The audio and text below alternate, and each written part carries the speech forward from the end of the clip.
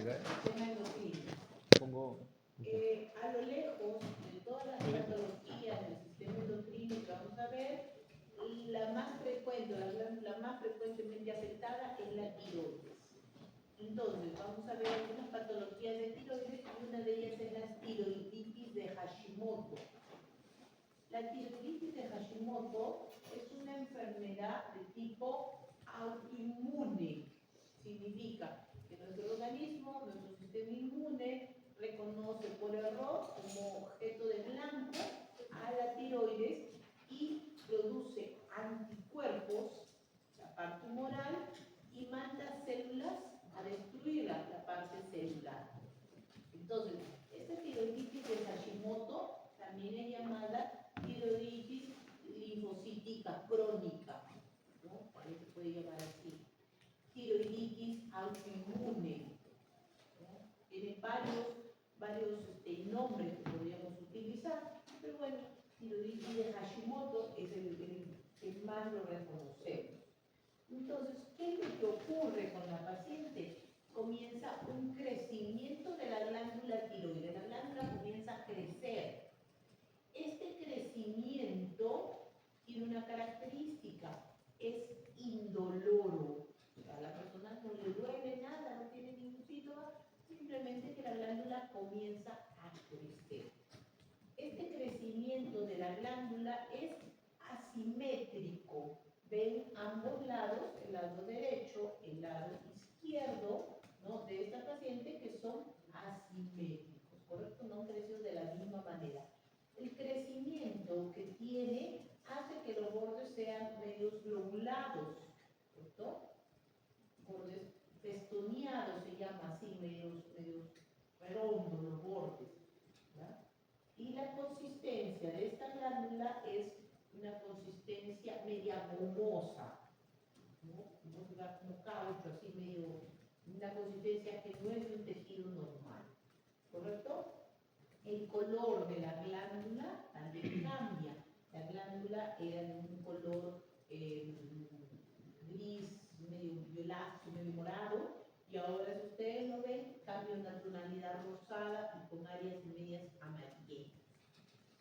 El paciente, ya, eso es lo que ahorita vamos a ver. Entonces, hemos dicho una glándula grande, no dolorosa, con estos bordes que hemos dicho festoneados y con la consistencia alterada.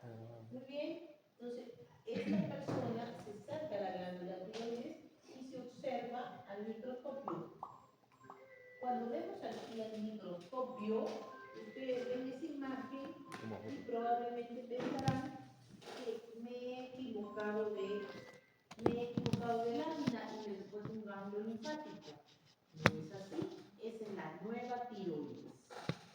¿Qué es lo que ha pasado? Ya dijimos que se producen anticuerpos, ¿no? Anticuerpos contra las células de la tiroides.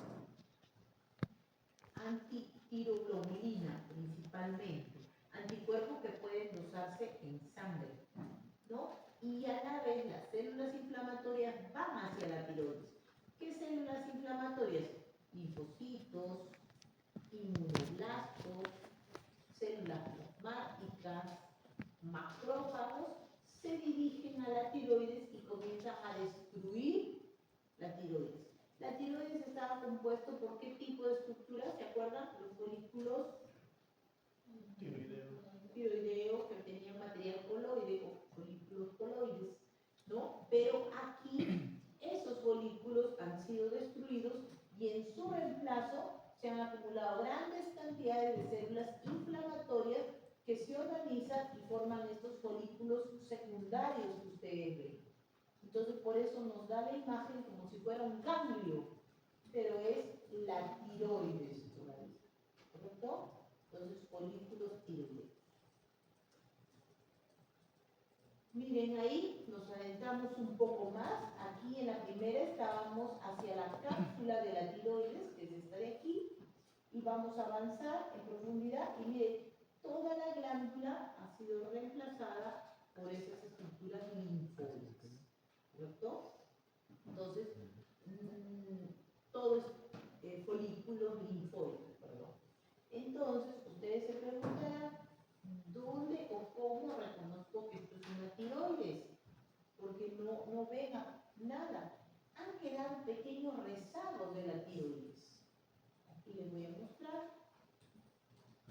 aquí, por ejemplo, ven este folículo tiroideo con material coloide, pequeño, pero ahí está. Entonces, en medio de este componente inflamatorio, vamos a encontrar pequeños acúmulos de material coloide, ¿correcto? De folículos tiroideos con material coloide. Muy escasos, atróficos, porque normalmente este no es el tamaño de esas estructuras, sino que está muy pequeñita. Son pequeños acúmulos atróficos de este tejido. ¿Qué es lo que ha quedado de la tiroides? Si la tiroides ha sido destruida de esta manera y solamente esas pequeñas estructuras quedan de la tiroides, ¿qué sintomatología ustedes creen que tenga esta persona? ¿Mm? ¿Lo escuché? Hipotiroidismo. Entonces, ¿qué tendrá? Retención de líquidos, aumento de peso, cansancio, caída del cabello, ¿no? Bradicardia, tendrá toda la sintomatología de una persona hipotiroidea. ¿Por qué? Porque su tiroides ha sido destruida. Y su tratamiento tiene que ver con eso. Tienen que darle hormonas tiroideas para que pueda cumplir la función normal. Porque su tiroides ya no va a cumplir esa función. ¿Correcto?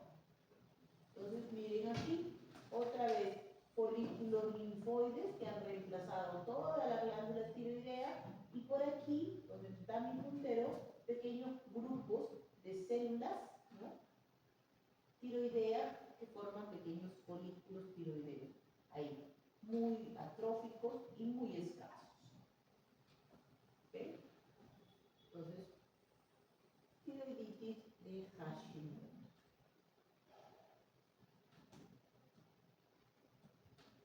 Aquí nos comenzamos a acercar a un mayor aumento para poder ver estas estructuras. Las células tiroideas comienzan también a tener cambios. Esos cambios hacen que las células se vuelvan más grandes, y con un citoplasma más acidófilo, es decir, más rojizo. Por lo tanto, estas células se cambian de nombre. Son células oncocíticas o células de Hartel, que son características de este tipo de tiroiditis especial. Ustedes sabrán que la tiroides es un órgano que está muy cerca a la piel y puede hacerse un estudio por BAF, biopsia con aguja fina. Entonces, este procedimiento extrae células de la tiroides con una agujita, de esa como de tuberculina para que me entiendan, ¿ya? Y se extiende. Y estas células de Hartel se ven en el extendido. Estas células grandes, rojizas, se logran ver en el extendido y nos ayudan en el diagnóstico. Entonces, importante ver en estos folículos tiroideos atróficos, ¿no? Las células de Hartel o oncocíticas. Y miren ahí su gotita de material coloide que ha quedado, ¿no?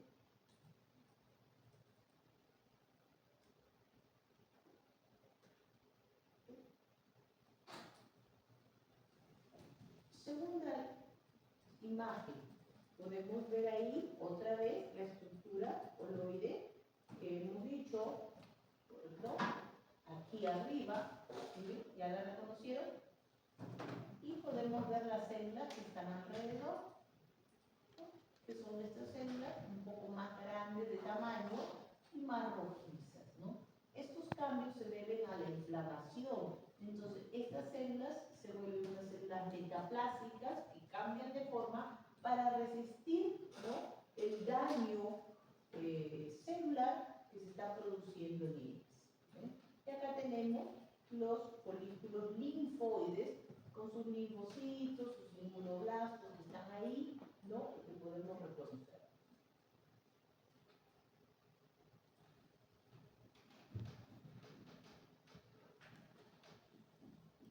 Me olvidaba decirle, esta tiroiditis de Hashimoto es mucho más común en mujeres.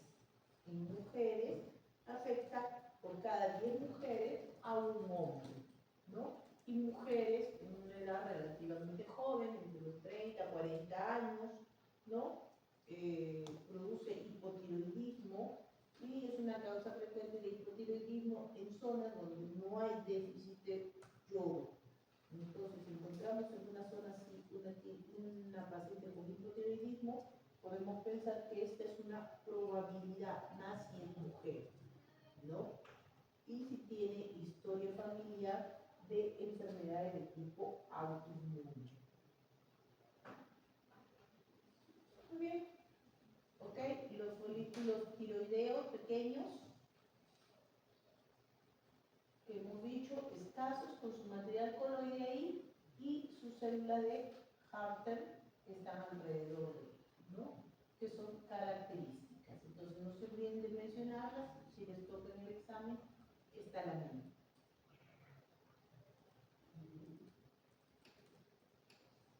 Otra imagen, miren acá, las células trombocíticas, ¿no? Hemos dicho que son más grandes de lo normal, citoplasma más rojizo, forman una estructura, un pequeño folículo y su material coloide de su gotita, ¿no? Porque es bastante pequeñita. Pero ahí está, presente, visible, y eso es lo que deben buscar.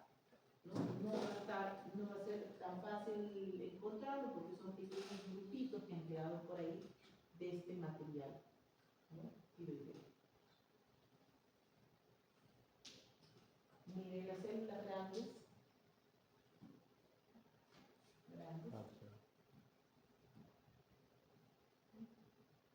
y su gotita de material coloide en el interior.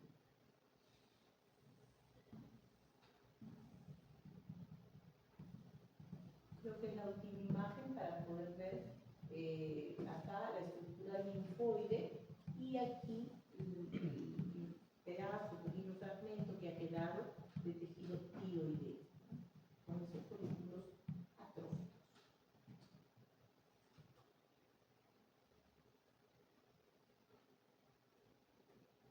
Muy bien, pasamos a otra patología. Esta patología ya es un cáncer y es un cáncer en la tiroides. Entonces vamos a hablar del carcinoma papilar de tiroides. El carcinoma papilar de tiroides es el cáncer más frecuente que existe en la tiroides. Por sí solo representa entre el 60 al 70% de los cánceres de la tiroides y también afecta principalmente mujeres. Y mujeres jóvenes, mujeres entre los 30, 40, en ese rango, máximo 50 años, tienen su cáncer de tiroides. Este cáncer de tiroides no es tan agresivo, si bien hace metástasis cercanas, no genera metástasis a mayor distancia. Entonces, es un cáncer buen pronóstico y controlable. ¿Qué es lo que ocurre normalmente? En un 50% de los casos, el paciente debuta con un ganglio grande, un ganglio cervical alrededor del cuello grande, notorio. Y que cuando se extrae, se estudia, se ve que tiene un cáncer, ya tiene metástasis. El otro 50% tiene una lesión redondeada que puede medir unos milímetros hasta aproximadamente 1 centímetro. Digo hasta aproximadamente 1 centímetro porque a partir de 1 centímetro la lesión es palpable. Generalmente a partir del centímetro se diagnostica. Pero si no se diagnosticara, si la paciente estuviera en un lugar inhóspito donde no hay un médico, el tumor puede crecer mayores dimensiones. Acá ustedes pueden ver su reglita y pueden ver que ese tumor más o menos está en 1.6, 1.7 centímetros. Está más grande del centímetro que hemos dicho. ¿Correcto? Entonces, normalmente al centímetro ya se palpa. La lesión puede ser única o puede ser múltiple. ¿Cierto? La lesión puede ser sólida, como ustedes están viendo acá en esta pequeña lesión, o puede ser quística, como este de aquí. Así que si les dicen que tienen un quiste, no necesariamente eso es benigno. Dentro del quiste puede producirse la lesión, una lesión media saburral, así con pequeñas papilas en su interior, y estas papilas son tumorales.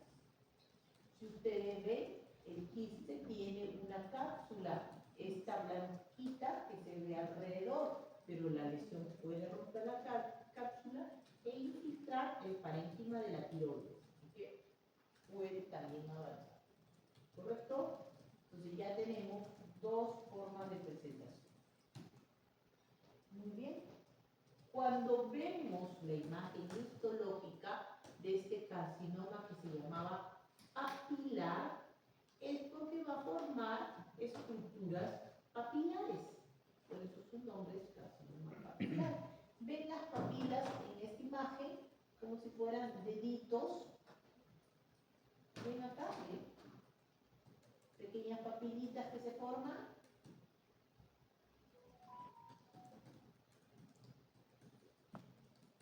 ¿Las pueden ver? La imagen es característica, así que la formación de esas papilas de por sí solo ya nos dice el nombre del carcinoma, carcinoma papilar. ¿Correcto? A veces cuando hacemos una VAC, ingresamos con nuestra agujita, ingresamos y podemos ver esa lesión, ¿no? Y sale pequeñas papilitas, ¿no? En el extendido. Entonces podemos ver ahí las papilas, ¿no? Entonces, papilas. Estas papilas crecen sobre un eje, es decir, hay un eje, hay un tallo y a partir de ahí se forma como una lesión arborescente, como un arbolito, para que me entiendan. Y cada una de esas papilitas es una ramita del arbolito. Entonces, imagen característica, imagen arborescente. Tiene un tallo, un tejido, y a partir del tallo aparecen las lesiones papilares a ambos lados. ¿Correcto? Entonces, lesión papilar. Ven aquí, por ejemplo, aparece su tallito, miren, y acá está su lesión papilar. Acá tiene otro y acá aparece su lesión papilar. ¿Okay? Acá hay otro y aparece su lesión papilar. ¿Ven?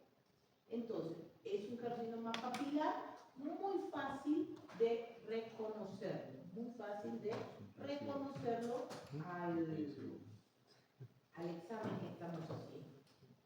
¿Ok? Entonces, tomen ese cortito ahí.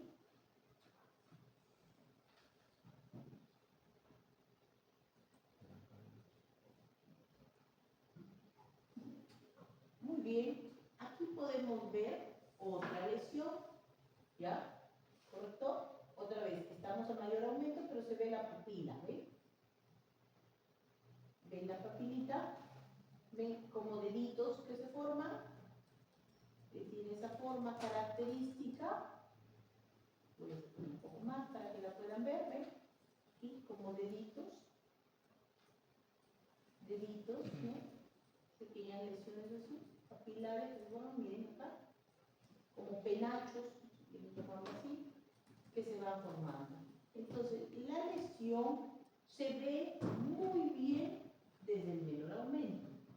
No necesitan acercarse mucho para ver una lesión papilar como esta. ¿Correcto? Entonces, con esa imagen histológica ya tenemos el diagnóstico del carcinoma papilar. Sin embargo, vamos a acercarnos. Algunos carcinomas papilares tienen, por ejemplo, una diferenciación coloide, como esta, es decir, forman estructuras coloides con su contenido ahí, su material, ¿no? Entonces pueden haber variaciones del carcinoma papilar, incluso hay otros cánceres, los carcinomas coloides, ¿no? En el cual ya no tienen papilas, sino tienen esas estructuras. Pero bueno, no nos salgamos del tema, seguimos en el carcinoma papilar, ¿no? Con nuestras papilas aquí, con nuestras estructuras que son fáciles de reconocer. Ahora acerquémonos y veamos los núcleos.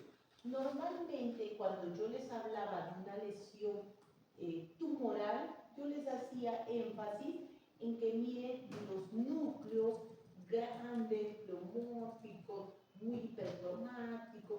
mucha mitosis, ¿no? Entonces ustedes veían los cánceres así, pero en este cáncer ustedes no van a encontrar eso. Es uno de los cánceres que no tiene esa característica. Sus núcleos tienen una cromatina, la cual se dispersa hacia los bordes.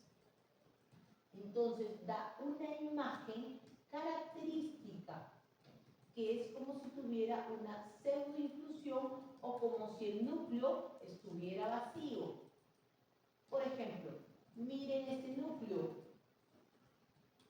La cromatina se ha ido hacia el borde y es como si tuviera una vacuola dentro del núcleo. ¿Lo logran ver? ¿Sí lo ven o no lo ven?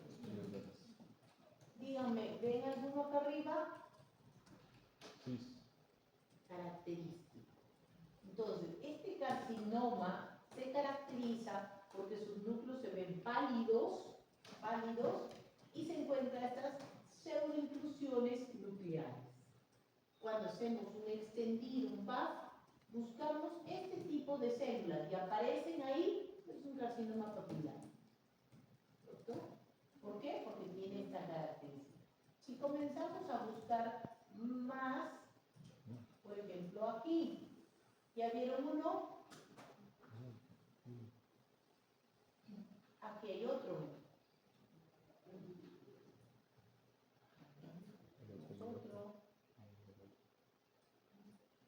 Aquí hay otro.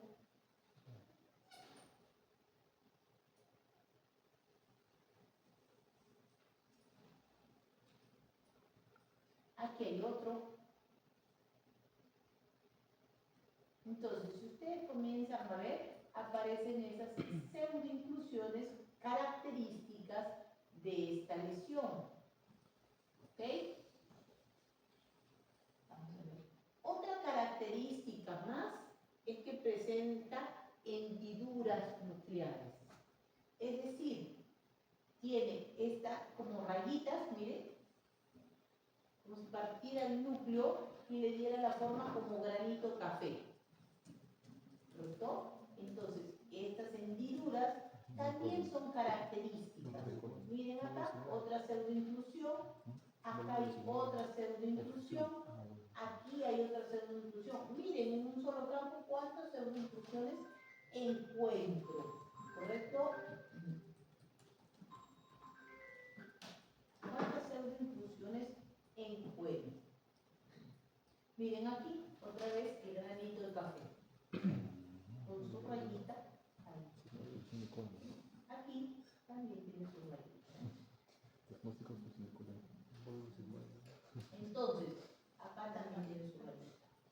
Como ustedes ven, entonces estos núcleos pálidos tienen cambios. La estructura es papilar y la van a reconocer con mucha facilidad, pero miren los núcleos, ¿no? Que tienen esas características que son fácilmente detectables. En un extendido citológico a veces no sale la estructura como la vemos aquí, que es más fácil de reconocerla, ¿no? Y entonces ahí tenemos que buscar las características del núcleo. ¿Ven? Un tallito y alrededor del tallito salen las papilas. ¿Ven? Entonces, esta imagen es característica, es fácil de reconocerla, ¿no? Desde el menor aumento. Carcinoma papilar. Y es, como les digo, el más común que existe. Y tiene buen pronóstico. A pesar de ser metástasis a los ganglios cervicales, tiene un muy buen pronóstico. Entonces la paciente se recupera con facilidad, ¿no? Miren, por ejemplo, aquí hay una pseudoinclusión, aquí hay una de esas rayitas, hendiduras que hemos dicho, ¿no?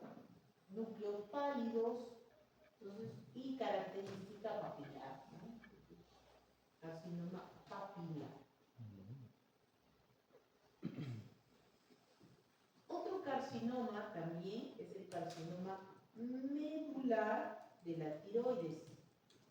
¿Ya? En este caso, en base a las células C que se hallan en el tercio medio de la tiroides, a partir de estas células, ¿no?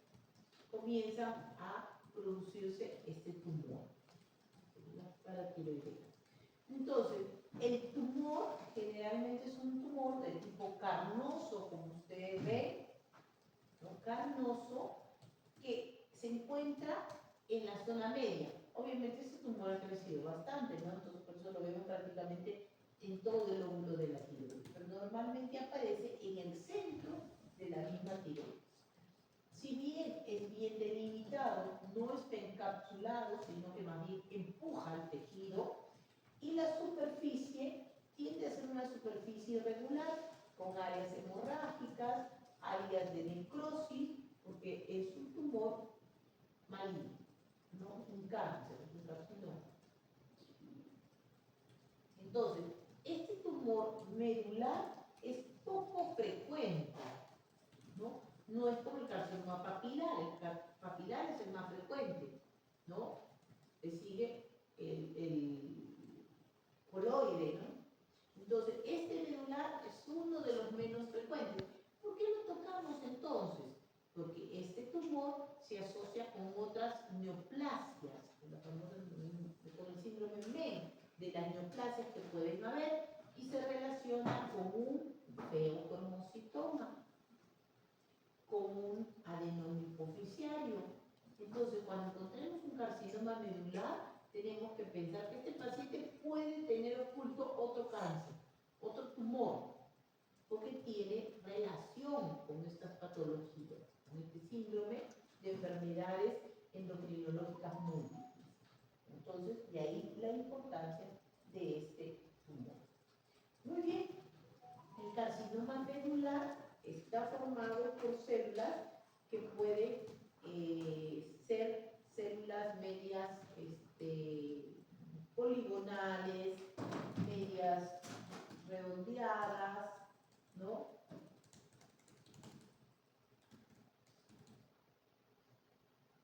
Células redondas, medias alargadas, pueden formar estructuras, como diríamos, medios organoides o estructuras medias difusas.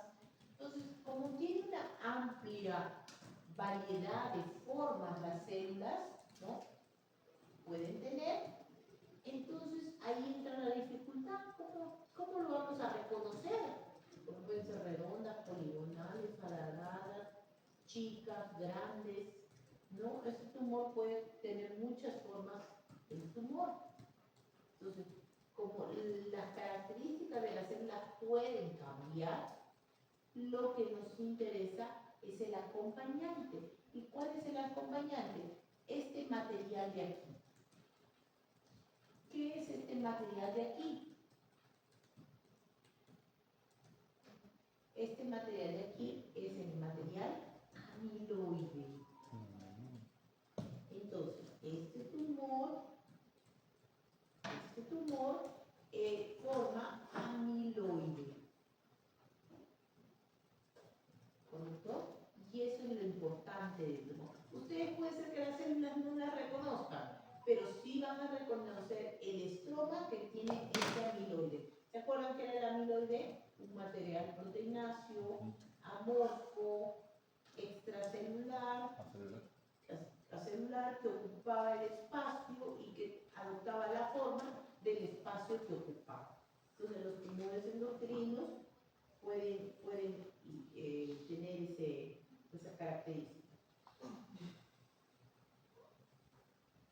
¿no? Entonces esa es la importancia que vemos en el tumor.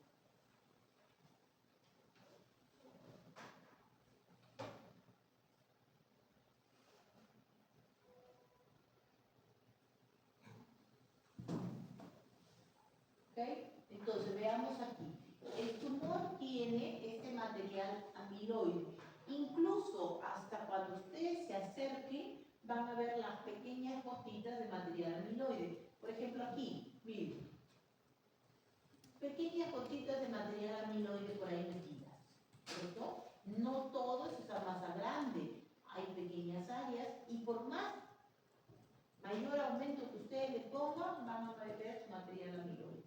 ¿Correcto? Entonces, el material amiloide es lo que los va a ayudar.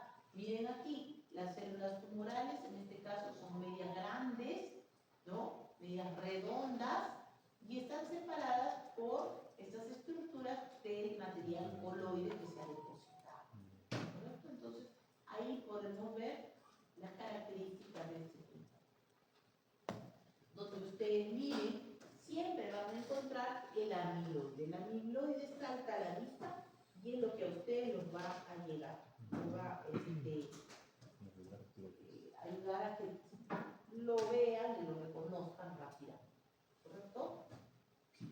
Material amiloide. Como les digo, las características de las células pueden cambiar. Una característica más olvidada. Este tumor produce calcitonina y es un marcador que nos ayuda para el diagnóstico del carcinoma medular. ¿Cierto? Entonces, aquí podemos ver, ¿no?, nuestro material, nuestro amiloide, que está metido en medio de este tumor. ¿Okay? Entonces lo reconocemos fácilmente.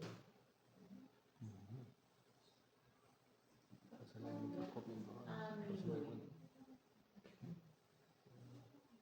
Ven aquí, acá hay material amiloide, pero no solamente es esta masa grande. Miren aquí, por todos lados hay amiloide, ¿no? Entonces, esa es la característica más importante de este tumor. Y como les digo, este tumor tiene que ir a la par con la búsqueda de otros tipos de tumores que puede tener la persona, por la asociación tan fuerte que tiene con otros tumores, como por ejemplo el feocromocitoma, que lo vamos a ver en un momento. ¿Okay? Material amiloide, y acerquémonos un poquito para ver las células como son. Células redondas, grandes, ¿no?, polimorfas, no forman estructura, pueden tener cierto grado de atipia, ¿no?, y con su amiloide al costado.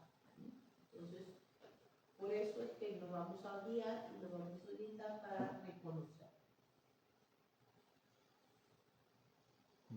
Igualmente aquí, tenemos ahí nuestro tumor, nuestro carcinoma medular. ¿Cierto? Carcinoma medular.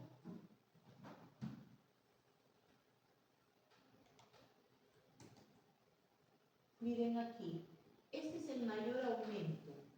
Y miren, reconozco acá las células grandes que les dije, polimorfas, ¿no?, sueltas, que no forman estructura, pero miren, hasta en el mayor aumento se ve su gotita de amiloide, ¿no?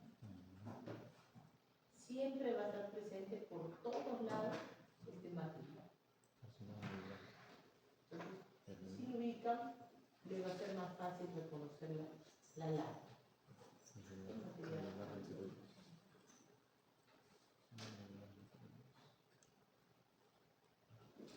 Aquí también material amiloide. Material amiloide en medio de su célula.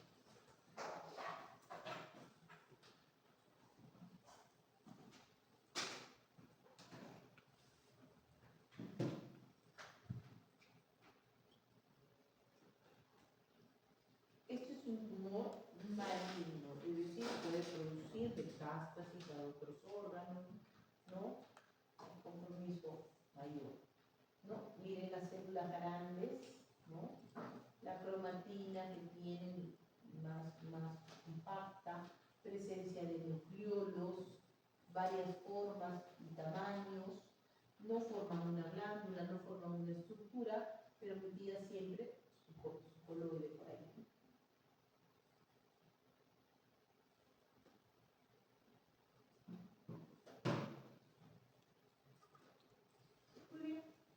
Cuarta lámina es el feocromocitoma. El feocromocitoma es un tumor raro de las células cromafines, las que se encargaban de producir adrenalina y noradrenalina. Entonces, este tumor se presenta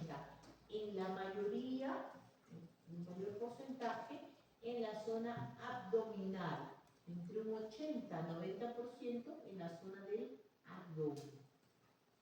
Y de ese porcentaje, un 70% se va a producir en la glándula suprarrenal, ¿correcto? Entonces, su principal localización. Y después vienen los ganglios abdominales y todas estas cosas, ¿no? Muy bien. Quiere decir que hay un porcentaje que está fuera del abdomen. Ese porcentaje que se puede dar en mediastino es un 10% de los casos. También un 10% va a ser maligno. ¿Cierto? Entonces de ahí que viene la regla del 10%. 10% en regiones del mediastino y 10% maligno. Normalmente la glándula suprarrenal es una glándula que mide aproximadamente 1 centímetro. Pero en este caso, el tumor puede hacer que la glándula crezca a tamaños aproximados entre 5 a 6 centímetros. La glándula suprarrenal viene a ser esta glándula con este color medio amarillento, medio anaranjado. No sé si lo ven, donde mi manito está, miren. ¿Ven este color? Sí. Medio mostaza, ¿me entiendan? Muy bien, lo mostaza en la glándula suprarrenal. Pero esta glándula ha sido reemplazada por este tumor que ha crecido ¿dónde? ¿En la corteza o en la médula? En la médula, ¿correcto? Es un tumor que se origina de las células cromatinas que se hallan ¿dónde? En la médula de la glándula suprarrenal. Entonces, de ahí ha crecido y ha empujado a toda la glándula y por eso ha crecido.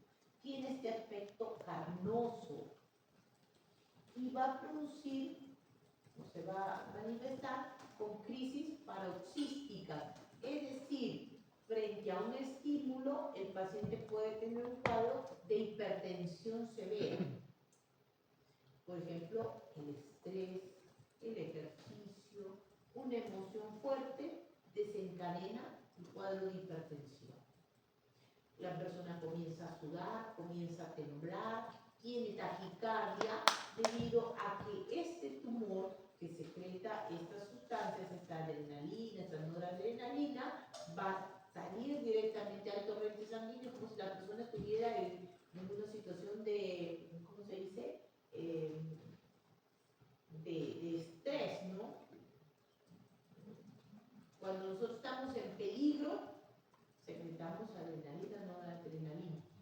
Entonces imagínense la persona que secreta estas, libera estas sustancias, está en esa constante sensación, ¿no? Con taquicardia, los ojos abiertos, hipertensión, listo para correr. Muy bien. Entonces tenemos que nuestra glándula suprarrenal tiene la zona de la corteza y tiene la zona de la médula. En la zona de la corteza, ustedes recuerdan que teníamos la área glomerular, fascicular, reticular, y en la zona de la médula estaban estas células cromafines, que son las responsables de este tumor.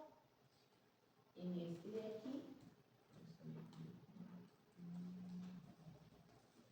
las células cromafines eran unas células claras, grandes, ¿no? Que formaban como estructuras trabeculares, algo así como los hepatocitos, algo así, estructuras trabeculares, cadenitas de esas células, y entre ellas habían estructuras vasculares, ¿no? Sinusoides vasculares. ¿Por qué? Porque estas células secretaban su contenido directamente al torrente sanguíneo. Yo no puedo estar en una situación de riesgo y que se libere esta sustancia después de 15 minutos, ya hasta ahí me he muerto. Entonces se liberan directamente al torrente sanguíneo porque en ese momento necesito pues, entrar en ese estado de alerta, vamos a decir. Entonces, por eso, todas estas sustancias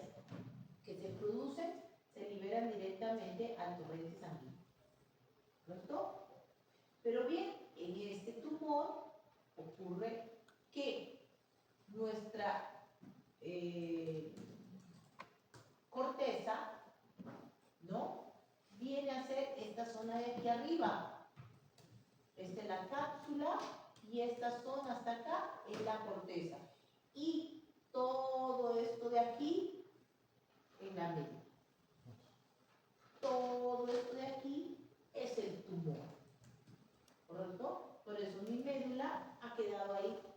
Apenas un milímetro ahí de lo que ha quedado. Porque todo el tumor es la corteza. Esas células clorofiles que son las que se han vuelto tumorales.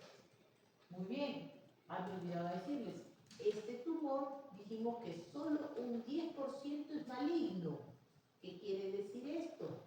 Que este tumor se puede comportar como benigno, o sea, simplemente produce cantidades grandes de noradrenalina, pero no produce metástasis, no compromete la cápsula, simplemente se estirpa el tumor para que deje de tener estos síntomas y de seguir produciendo alteraciones. Pero hay un 10% en que este feocromocitoma se vuelve maligno. Y hace metástasis, es agresivo, compromete ganglios. ¿Qué motiva que este tumor se vuelva maligno? No lo sabemos. No se sabe a ciencia cierta qué persona tendrá un tumor maligno y quién no. Entonces a estas personas hay que hacerles seguimiento. ¿Correcto? Muy bien. El tumor entonces está formado por esas células clorofiles que les dije, eran unas células grandes, ¿no?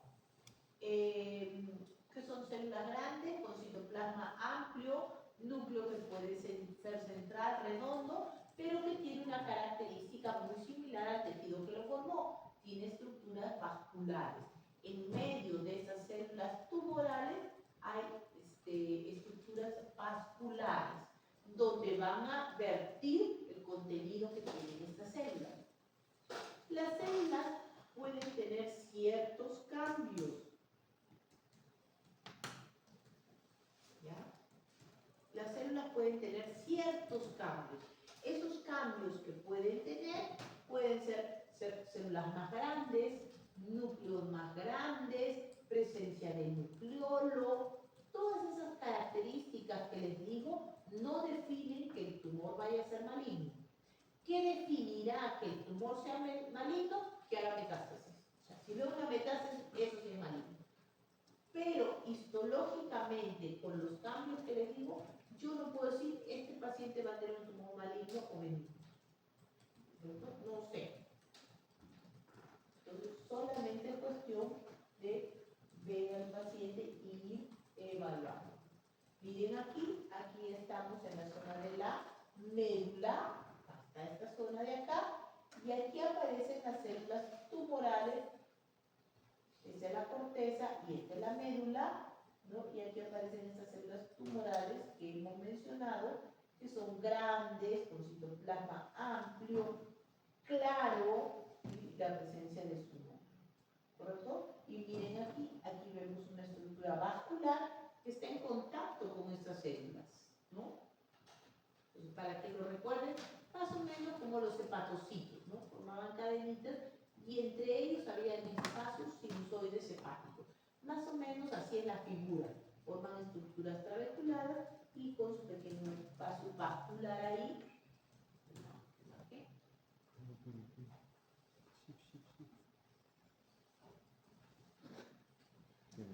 ¿Ok? Miren aquí las células tumorales y miren aquí estos hematíes. Estos hematíes no es que se han soltado, estos hematíes están en un espacio vascular.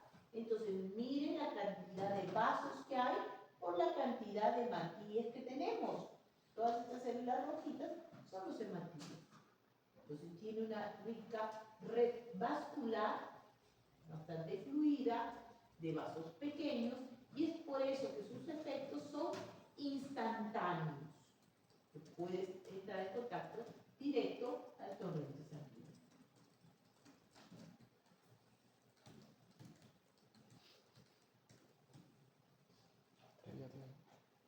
¿Ok? entonces el feocromocitoma para que lo puedan ver, lo puedan reconocer con esas células grandes, ¿no? Y claritas. Y sus estructuras vasculares. ¿Fácil de reconocerlo? Sí. Miren aquí hay una estructura vascular que tiene dos hematíes. Aquí hay otra estructura vascular con un solo hematíe.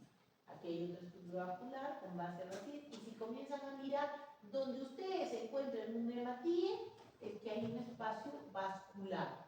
No es que el hematíe está suelto solo, no, está dentro de un espacio vascular. Entonces vean que la red vascular es bastante amplia, bastante veloz, sino que son vasos tan pequeños que a veces ustedes no los notarían si no estuviera el hematíe.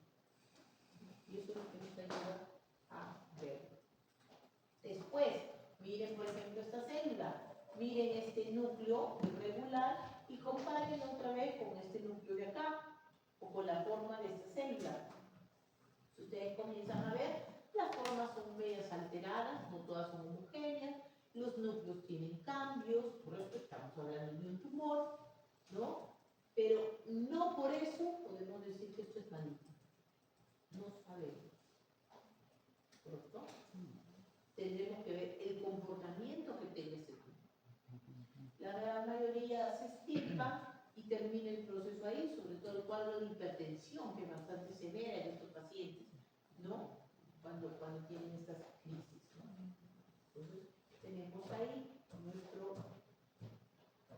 células grandes, ¿no? Que hemos mencionado, y miren su rica red vascular. Entonces, algunos de estos tumores pueden crecer, muy pocos, pero se puede palpar por encima, por el abdomen, ¿no? Cuando crecen mucho, ¿no? Y el solo tocarlo puede desencadenar estas crisis paroxísticas.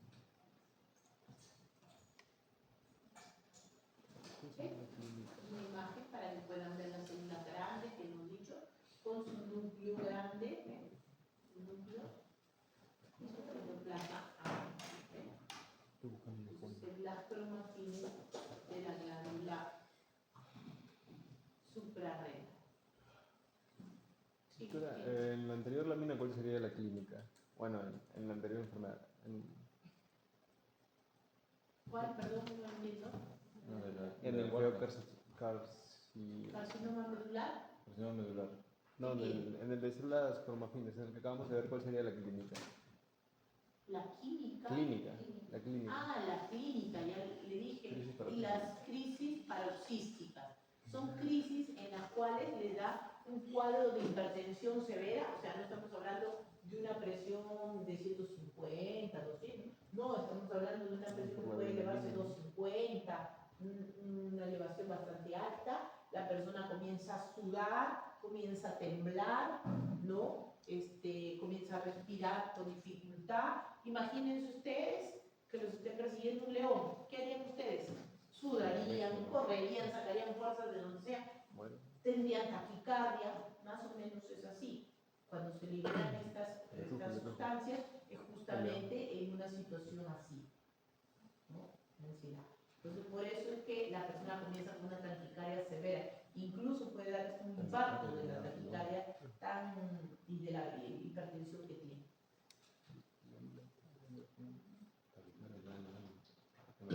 Muy bien. La siguiente lámina que vamos a ver es el bocio colóide. ¿Qué es el bocio? El crecimiento de la glándula tiroidea. Pero este crecimiento es un crecimiento monstruoso de la glándula tiroidea. La glándula tiroidea normalmente es una glándula pequeña, llega a pesar alrededor de unos 20 gramos, pero en este caso la glándula puede llegar a pesar 200, 300, 500 gramos. Imagínense una tremenda masa en el cuello que ustedes tengan, que deforme prácticamente su cuello, ¿no? Entonces, este crecimiento de la glándula tiroidea es asimétrico. Como ustedes ven, los dos lóbulos no son iguales, ¿no? ¿Y va a producir molestias? Sí. La primera molestia es antiestética. Imagínense ustedes una persona con un bulto en el cuello ahí, ¿no? Entonces es una lesión pues que la gente no quiere tener visible. Segundo, si crece demasiado, puede comprimir las vías respiratorias. La persona puede tener dificultad para respirar y también dificultad para deglutir los alimentos, porque le aprieta a nivel líquido. Entonces puede tener hasta estridor, ¿no? Un estridor ahí, ¿no? Cuando respira, está la persona. La glándula tiroidea entonces comienza a crecer, ¿no? Y eso se debe principalmente a zonas donde hay déficit de yodo. Entonces, el crecimiento se da por eso. Muy bien, la glándula crece, pero crece a razón de ¿qué? A razón de que los folículos tiroideos comienzan a crecer de tamaño y muchos de esos folículos tiroideos se vuelven quísticos. Entonces se vuelven múltiples quistes en la glándula tiroidea, por lo cual la glándula tiene una consistencia media remitente. Tiene áreas donde se siente líquido, ¿no? Que está débil. Cuando hacemos una PAP de tiroides en el paciente, ¿no? O sea, cuando ponemos nuestra agujita para sacar ahí células, a veces lo inyectamos y comenzamos a sacar líquido. Y a veces, por ejemplo, yo he sacado hasta 3 jeringas, o sea, 30 centímetros de líquido, y sacándole al paciente porque tiene cantidad de líquido dentro de estos quistes. Y se va el paciente con su glándula ya chiquita, más chiquita, ¿no? Pero poco a poco se vuelve a llenar de líquido y otra vez regresa al tamaño, ¿no? Entonces, la tiroides tiene esas características. Histológicamente, ¿qué vamos a ver? Esos folículos tiroideos, pero grandes, hiperplásicos e incluso quísticos. Si ustedes miran esta imagen y dicen, ¿es una tiroides? Veamos más o menos una estructura o un folículo tiroideo normal. Más o menos este de aquí, miren este que está acá mi puntero, es el tamaño normal de un folículo tiroideo. Ahora miren estas cosas, ¿no? Tremendamente grandes que se han formado en esta persona. Entonces, folículos tiroideos extremadamente grandes, ¿correcto? Aquí va a haber dos componentes. Uno, los folículos tiroideos que crecen y se vuelven hiperplásticos, y otros que van a volverse muy pequeños y que se van a volver medios atróficos por compresión. O sea, los grandes comprimen a los más chiquitos. Entonces podemos ver por eso algunos folículos más pequeñitos de los normales, ¿cierto? Pero bueno, están mezclados ahí, y lo principal son los folículos grandes. ¿Ok?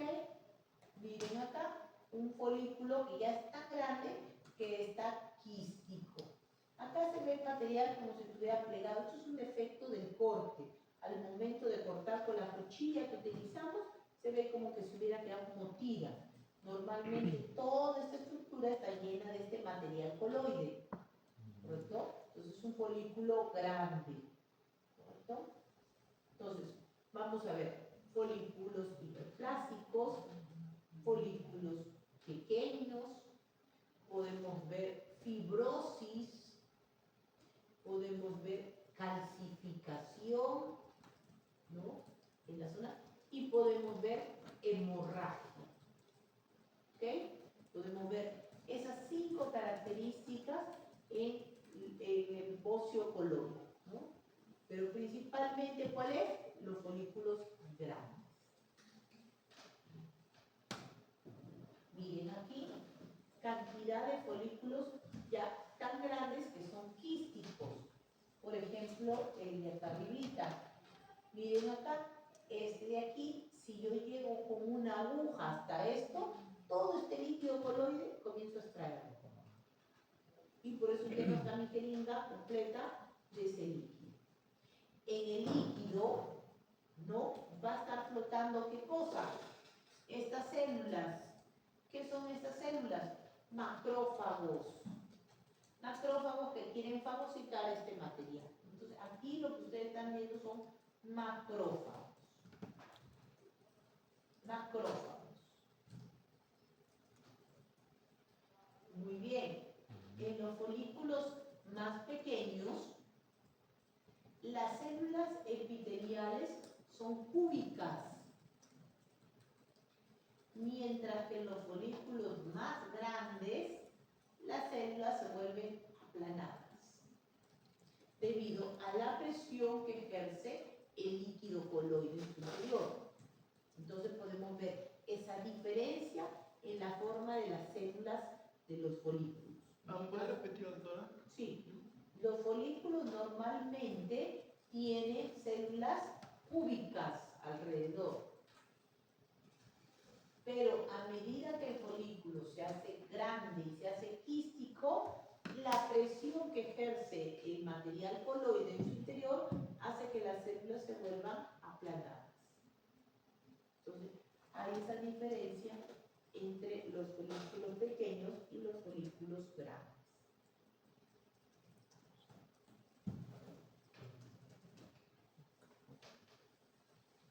Otra imagen para poder ver los folículos grandes. Fíjense aquí, no ha salido completo porque es un folículo extremadamente grande y quístico, ¿no? Con todo este material coloide en su interior.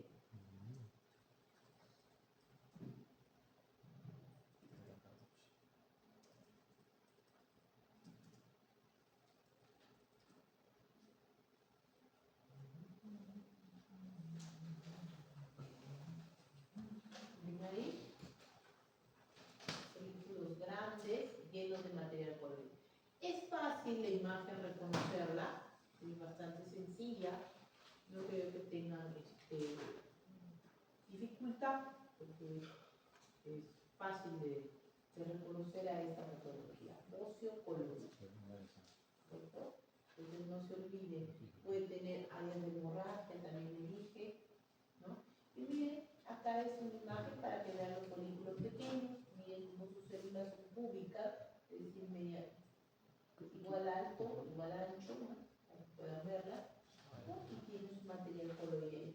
Mientras que en los folículos más grandes, el epitelio tiende a cambiar, como en este, por ejemplo, de aquí, en el cual se vuelve aplanado.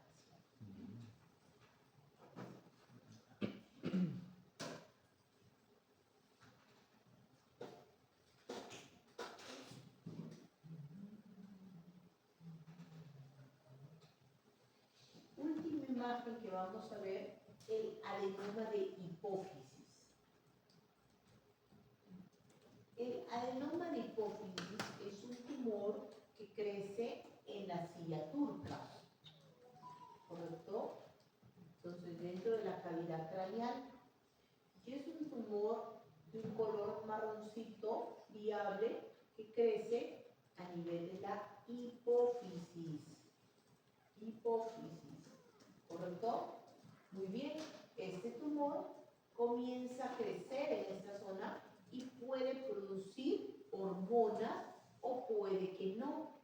La gran mayoría son tumores funcionantes, es decir, producen hormonas. ¿Y qué hormonas pueden producir? Pueden producir prolactina, hormona del crecimiento, ACTH, TSH, FSH o LH. Son 6 hormonas que puede producir este tumor, ¿no? Porque se origina en la hipófisis que produce ciertas hormonas como estas. Muy bien, este tumorcito al principio aparece, mide unos milímetros, no produce síntomas, comienza a producir hormonas, ¿no?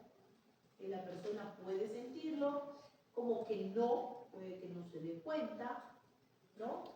Y llega hasta un momento a que llega aproximadamente al tamaño de 1 centímetro. Miren, acá está nuestro centímetro, y más o menos este tumor llegó a 1 centímetro justamente. ¿Y por qué 1 centímetro? Porque este tumor está en la silla turca y no tiene mayor espacio para seguir creciendo.